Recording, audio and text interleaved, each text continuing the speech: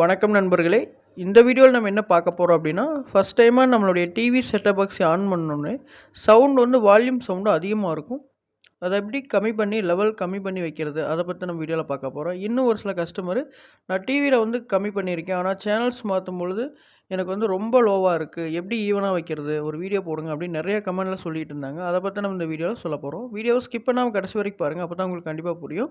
வீடியோக்குள்ள போறதுக்கு முன்னாடி நீங்க இன்னும் நம்ம சேனலுக்கு சப்ஸ்கிரைப் பண்ணல அப்படின்னா சப்ஸ்கிரைப் பண்ணிக்கங்க. சப்ஸ்கிரைப் பண்ணவங்க இந்த பெல் பட்டன பிரஸ் பண்ணீங்கன்னா, ஆல் அப்படின்னு ஒரு ஆப்ஷன் வரும். அத கிளிக் பண்ணி வச்சுக்கங்க. அப்பதான் நான் போடக்கூடிய ஒவ்வொரு வீடியோ உங்களுக்கு நோட்டிஃபிகேஷன்ல வரும். வாங்க வீடியோக்குள்ள போலாம். இப்ப நான் வந்து ஏர்டெல் செட்டப் பாக்ஸ் வந்து ஆன் பண்ணியிருக்கிறேன். இதுல நான் சொல்ற மாரி ஃபாலோ பண்ணிக்கங்க. ஃபர்ஸ்ட் உங்க ரிமோட்ல மெனு பட்டன பிரஸ் பண்ணுங்க. மெனு பட்டன பிரஸ் பண்ணீங்கன்னா, மேல இந்த மாரி ஆப்ஷன் வரும்.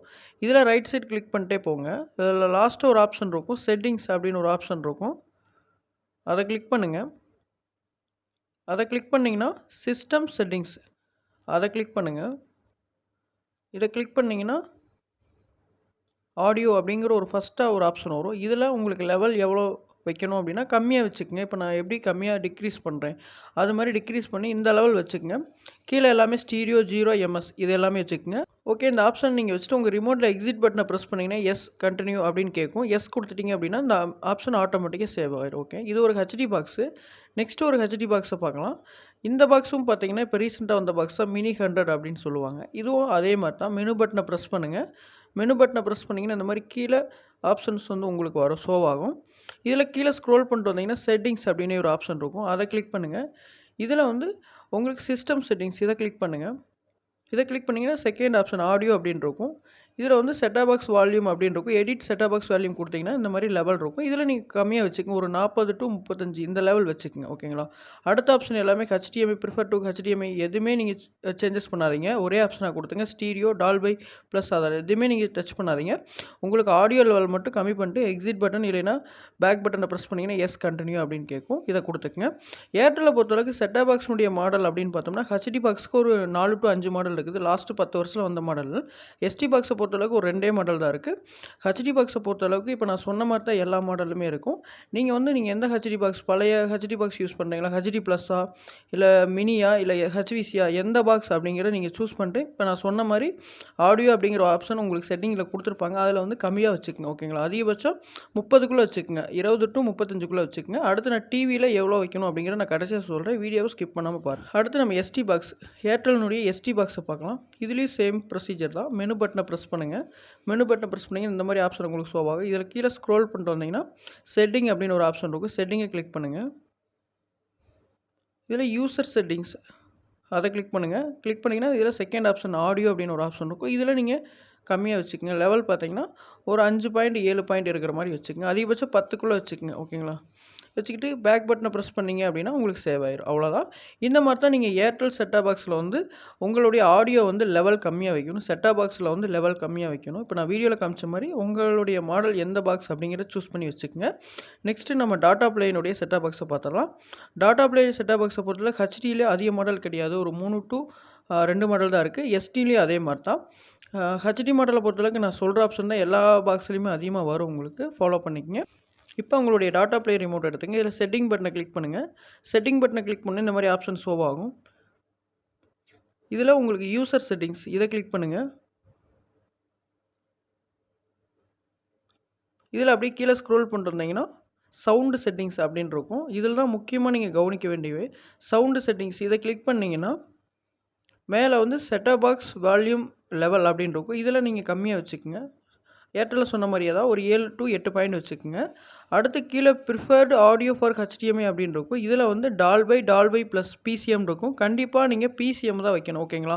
மத்த Airtel setup box, Sun Direct எல்லா இதுலயுமே பார்த்தீங்கன்னா, ஸ்டீரியோ இந்த பிசிஎம் இந்த மாரி தான் குடுத்துருப்பாங்க டிஃபால்ட்டா ஹெச்டி செட்டப் பாக்ஸ்க்கு. ஆனா டாடா ப்ளேல மட்டும் டால்பை இதுல தான் குடுப்பாங்க. டால்பை சிஸ்டத்துல தான் குடுப்பாங்க.